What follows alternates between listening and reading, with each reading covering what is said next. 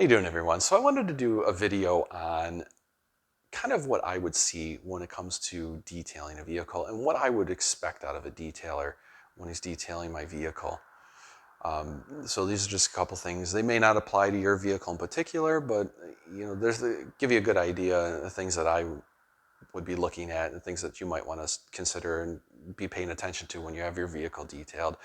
So this is going to be two videos. I'm going to do an interior and exterior video. This one's going to be the interior video, and then I'm going to do an exterior one. I wanted to break them up, keep them nice and short for you guys. So this one, let's do the interior. Let's start on this car, and this has got something that you don't see every day, but it's something good to pick out. So first thing is the tracks for the seats. There's grease in those tracks. And regardless of what vehicle you have, whether it's a minivan, an SUV or something, if it's got the tracks in there, there's only so much we can do when it comes to cleaning them. You don't want to go crazy. We can't be putting chemicals in there. You're going to break down that grease, and then those tracks aren't going to work well, and the seat's not going to work well.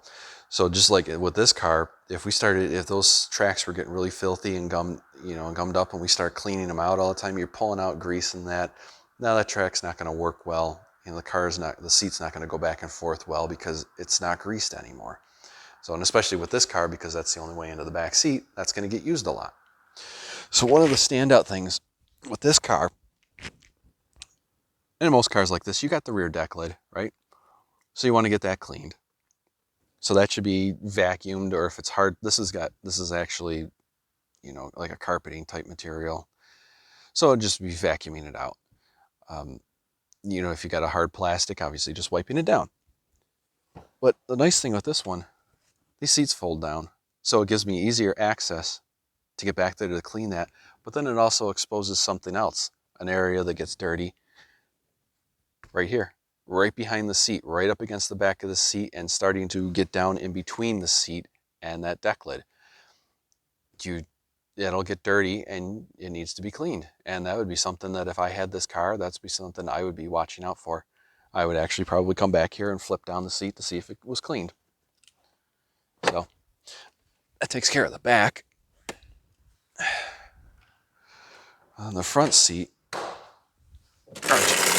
just the front in general, with your door panels, I'm always looking at the seams and all the creases and stuff, where panels meet and everything, where pieces of it meet.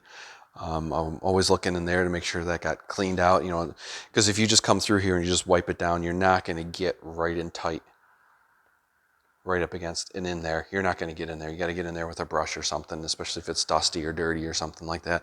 That's the only way to get it cleaned. Your vents, obviously you can use a brush, and those should be kind of brushed out, and that you don't have to. You want to be careful with anybody that's using a steam cleaner or something like that, or spraying anything into there. Especially a steam cleaner, it will push moisture back into your ductwork, and then it just sits there. And what happens when we just have moisture that just sits? If it doesn't, especially if you're not running your heater or that, so it's not drying out right away or something like that, you're gonna run into problems.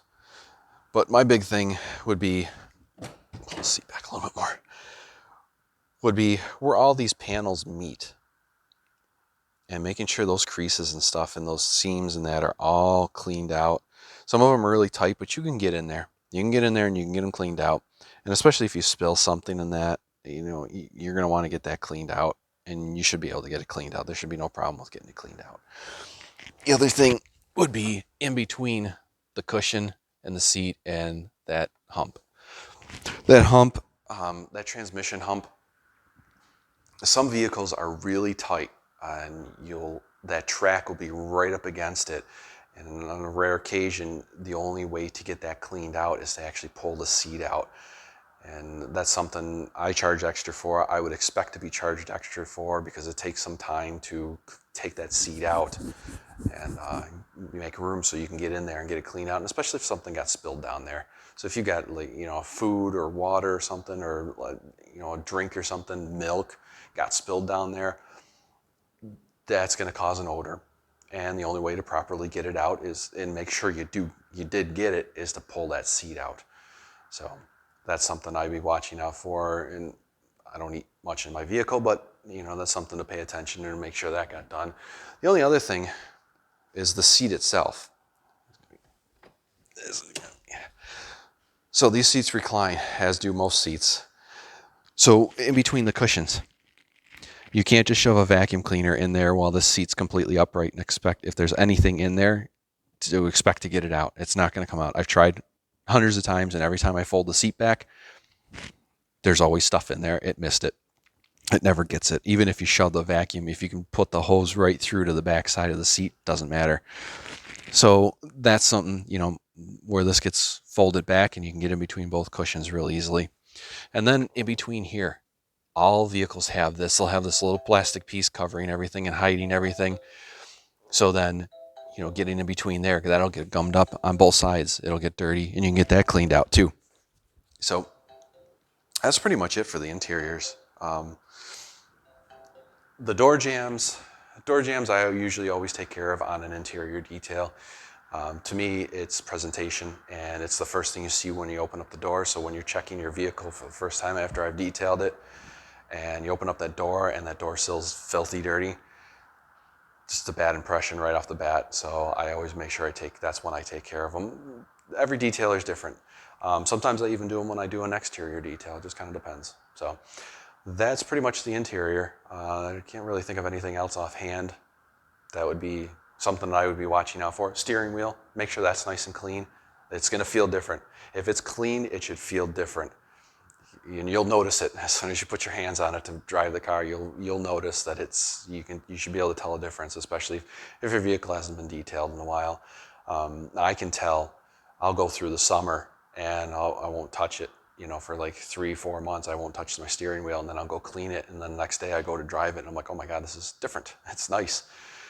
So you'll be able to tell the difference. So that'd be something else to watch out for too. So that's pretty much it for the interiors. So as always, thanks for watching. I really appreciate it. And as always, I'm Dan Zajac. I'm the owner of Precision Pro Auto Detailing. I look forward to making your life a little bit easier through detailing. Thanks for watching. See you guys on the next one.